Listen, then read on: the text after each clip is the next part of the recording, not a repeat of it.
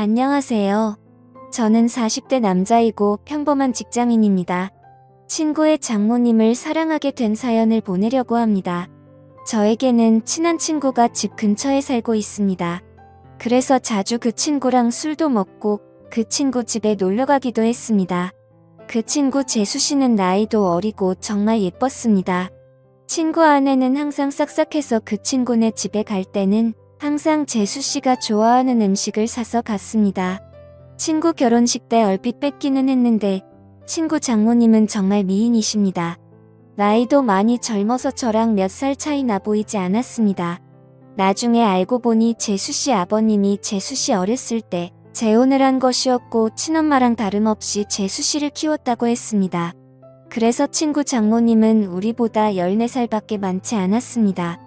하지만 피부도 좋고 얼굴도 예쁘고 몸도 날씬하고 잘 꾸며서 그런지 저랑 5살 정도밖에 차이나 보이지 않았습니다. 결혼 초부터 친구네 신혼집에 가끔 가기는 했습니다.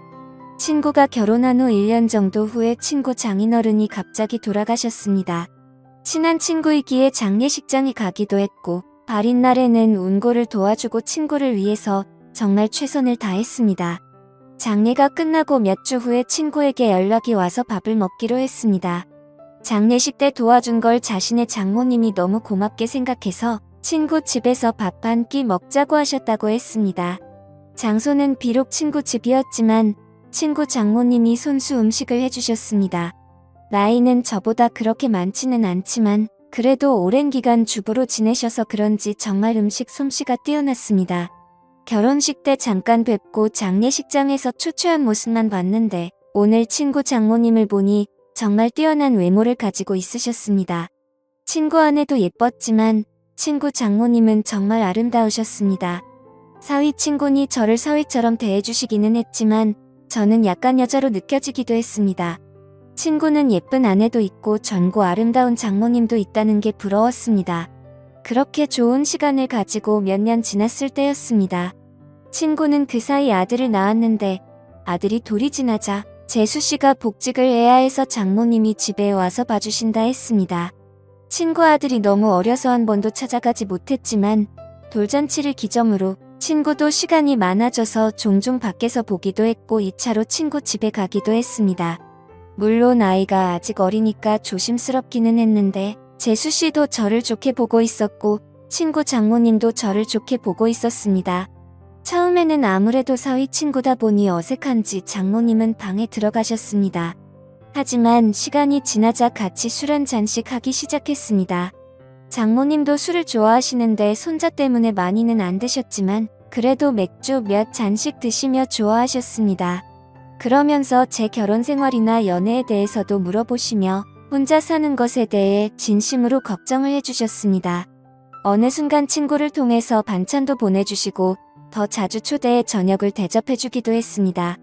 그럴수록 친구 장모님이 너무나도 괜찮아 보였고 얼굴을 자주 봐서 그런지 정이 들기 시작했습니다.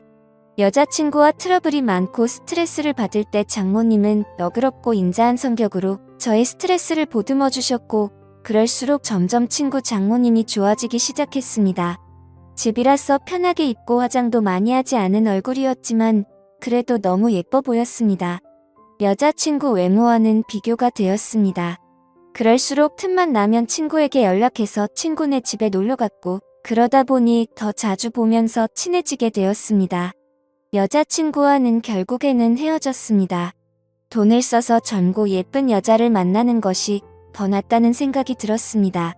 그리고 내 마음의 친구 장모님이 한번 자리 잡고 나니 여자친구가 마음에 들지 않았습니다. 친구 장모님을 따로 만날 기회가 없었고 항상 친구나 재수 씨와 함께 봤기 때문에 제 마음을 표현하기는 힘들었습니다. 어떻게 연락처를 가지고 있기는 했지만 가끔 안부식으로 몇 번 연락을 한 게 다였습니다. 그러다 어느 날 기회가 왔습니다. 친구가 아내와 아들을 데리고 며칠 해외여행을 간다고 했습니다. 장모님에게 같이 가자고 했지만 새 식구 오붓하게 다녀오라며 자신은 좀 쉬기도 하고 친구들도 만날 거라고 했습니다. 저는 그게 기회라고 생각해서 따로 친구 장모님을 만나기로 했습니다. 친구가 여행을 간다고 한 날 연락을 했습니다. 친구 여행 가서 혼자 계시느라 심심하지 않으시냐? 그동안 저에게 대접을 잘해주셔서 한번 대접을 하고 싶다고 했습니다. 장모님은 스케줄이 좀 있다고 하셨고 스케줄 없는 날에 그런 맛있는 거 사달라고 하셨습니다. 친구 장모님이 먹고 싶다는 메뉴를 검색해서 일부러 차로 몇십 분 가야 하는 괜찮은 맛집을 알아봤습니다.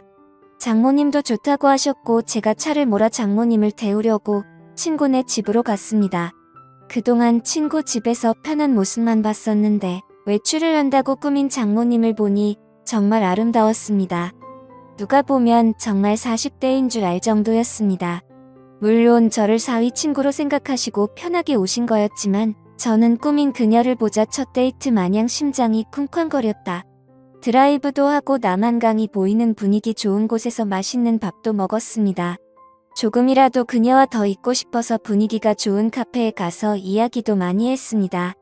장모님은 이제 손주도 다 컸고 어린이집 학원은 친구나 재수씨도 할 수 있으니 이제 슬슬 친구네와는 따로 살 생각이라고 했습니다.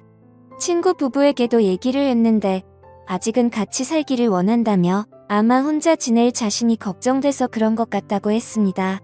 장모님이 친구네 집에 계속 있으면 솔직히 저에게는 전혀 기회가 없기 때문에 저는 맞장구 쳐주는 것처럼 이제 장모님도 따로 사시면서 장모님 인생을 즐기라고 말했습니다.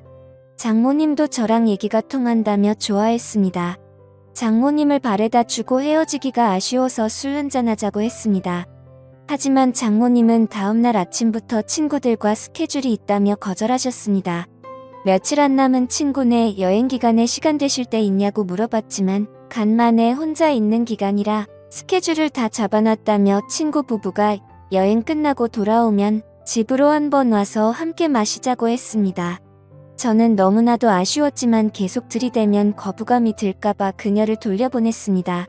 집으로 들어오니 너무나도 아쉬움이 남았고 장모님을 생각하며 스스로 위로를 했습니다.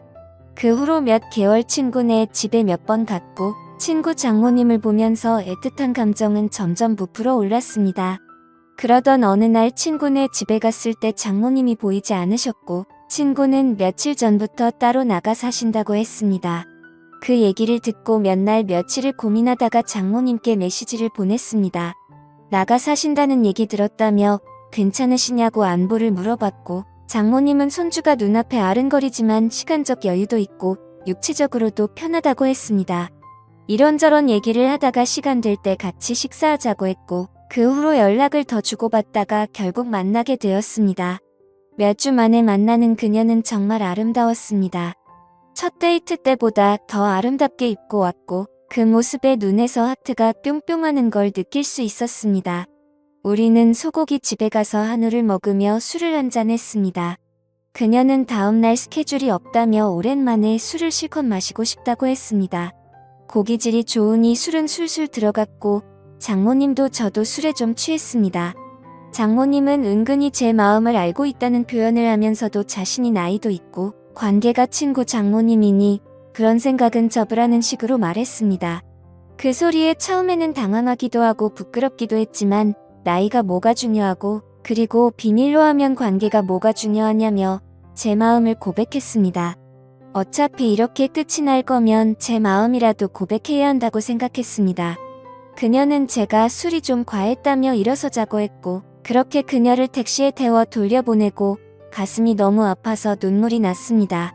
이혼 후 정말 좋아하는 첫 여자였는데 친구 장모님이라는 이유 때문에 만날 수 없다는 생각에 가슴이 먹먹했습니다.